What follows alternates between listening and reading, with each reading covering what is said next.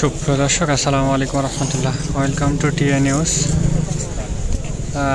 বাদ মাগরিব Dinajpur polytechnical institute মাঠ প্রাঙ্গণে জানাজা নামাজ অনুষ্ঠিত হবে। Professor Chirirbandar current heart college professor Akhtaruzzaman, Bangla প্রভাষক। তো ওনার জানাজা হবে। ওনার জানাজায় অজস্র মানুষ উপস্থিত হয়েছেন।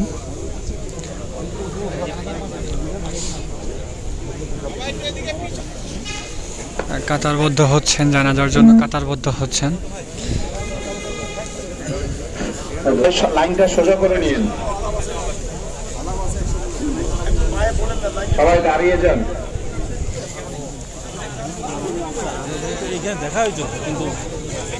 মাইয়াতকে নিয়ে আসা হয়েছে। উত্তর দিকে সবাই চলে আসেন, উত্তর দিকে অনেক সমান জায়গা আছে, উত্তর দিকে চলে আসেন। না, আগার দরকার নাই, সামনে তো ইমাম সাহেব থাকবে। আপনারা ডানে বামে একটু তাকান, আপনাদের লাইনটা মনে হয় বাঁকা হয়েছে। সকলেই সারিবদ্ধ হয়েছে, লাইনে দাঁড়িয়েছে। যে এখনো যারা দেখেনি দেখতেছে।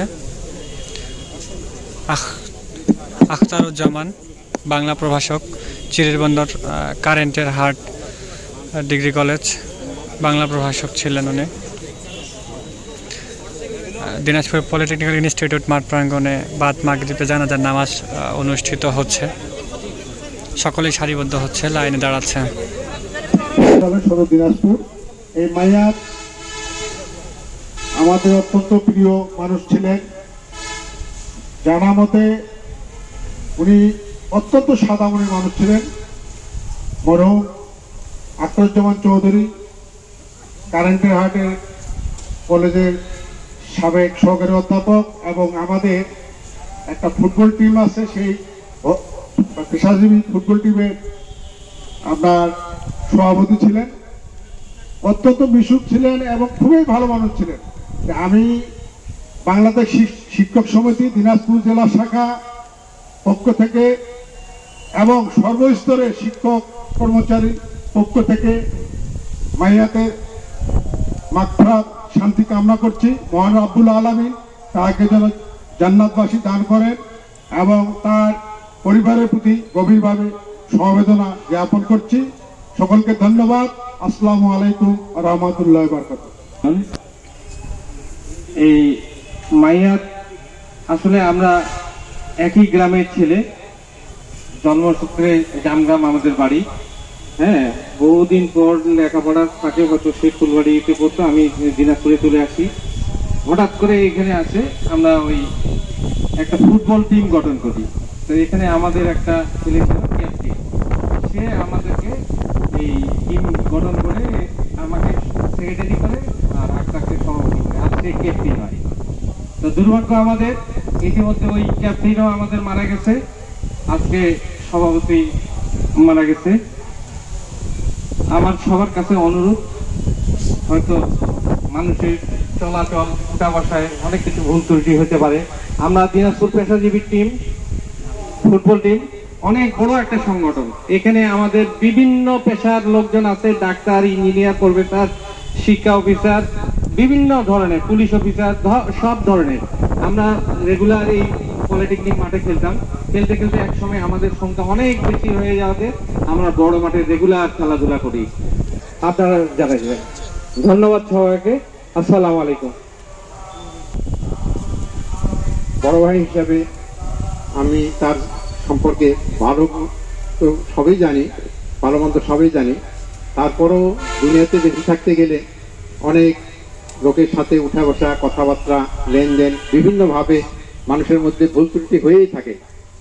তো আল্লাহ তাআলা যাতে আমাদের সবাইকে মাফ সাফ করে দেয়, এইভাবে আমার ভাই, ছোট ভাই, সে সবার সাথে উঠা বসা করেছে, লেনদেন করেছে। যদি কেউ এরকম বেয়াদবি মনে করেন বা কোনো অপরাধ মনে করেন, আল্লাহর রাস্তায় মাফ সাফ করে দিবেন।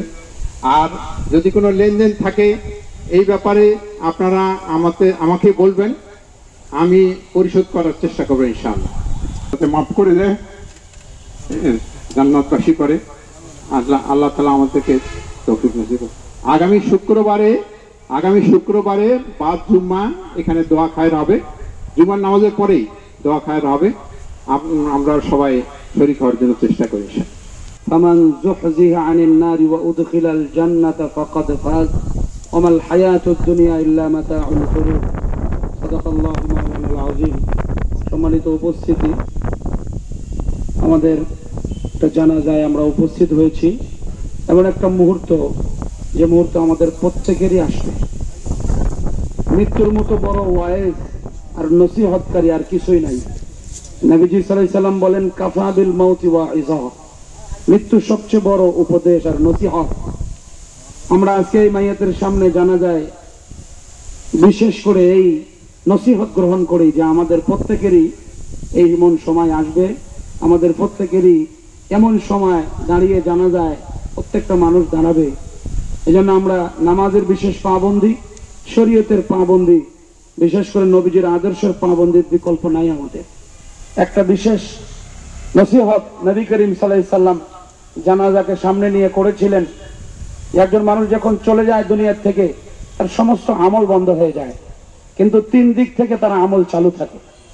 নবী করিম সাল্লাল্লাহু আলাইহি ওয়াসাল্লাম হাদিসে ইরশাদ করেন, ইদা মাতাল ইনসানু ইনকাতা আমালুহু ইল্লা মিন সালাস, 3 দিক থেকে তার আমল চালু থাকবে।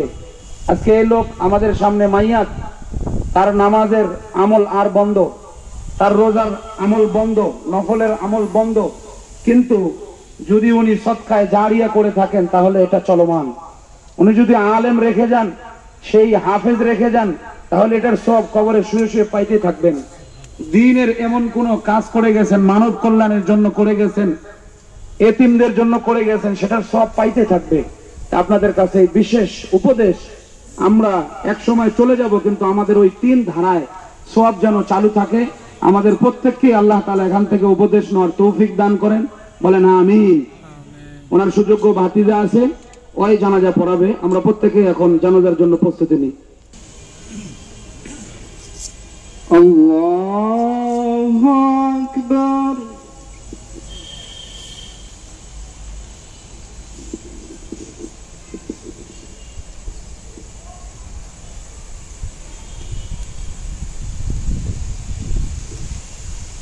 আল্লাহু আকবার।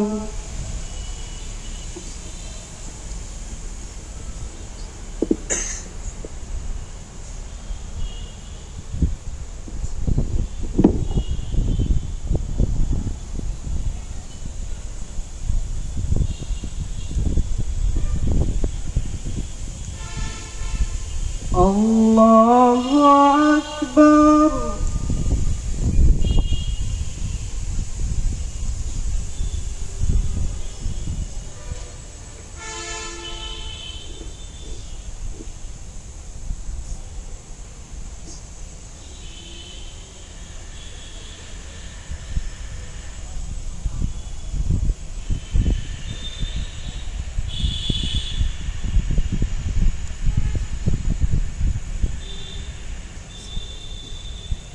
আল্লাহু আকবার। আসসালামু আলাইকুম ওয়া রাহমাতুল্লাহ। আসসালামু আলাইকুম ওয়া রাহমাতুল্লাহ।